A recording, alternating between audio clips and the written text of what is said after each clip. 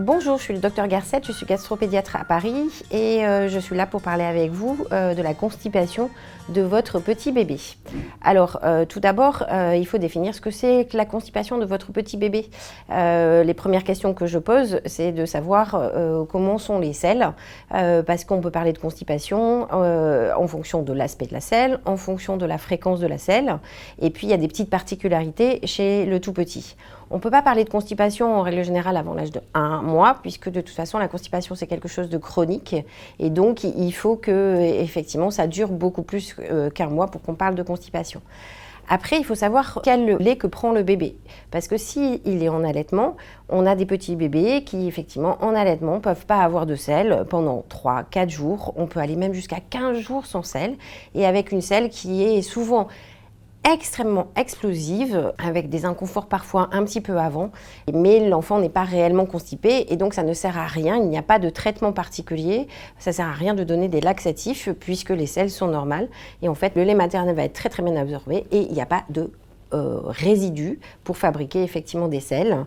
Et puis les selles sont souvent explosives, un peu liquides, donc pour distendre un petit peu le rectum, qui est le réservoir qui est juste avant effectivement la sortie à l'anus, et il faut une grosse distension pour qu'il y ait un déclenchement de selles.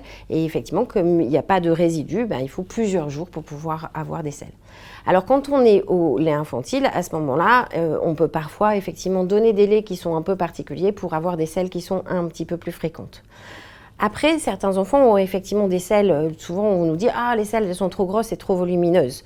Ça, c'est la conséquence effectivement de ne pas faire par exemple caca pendant plusieurs jours. Donc vous voyez, si normalement on a des petits cacas dans notre ventre, avoir une selle volumineuse ne veut pas dire qu'il y a une maladie derrière.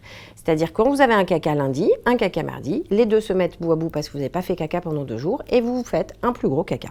Et puis après, vous avez un troisième qui arrive et voilà, vous avez une grosse boule. Donc ce n'est pas un signe de maladie. Souvent, vous êtes un peu inquiet en disant « Oh, il a des selles qui sont trop grosses » et vous avez l'impression qu'il y a une maladie derrière, que le côlon, il n'est pas normal. Ben non, c'est la conséquence de ne pas faire caca pendant plusieurs jours.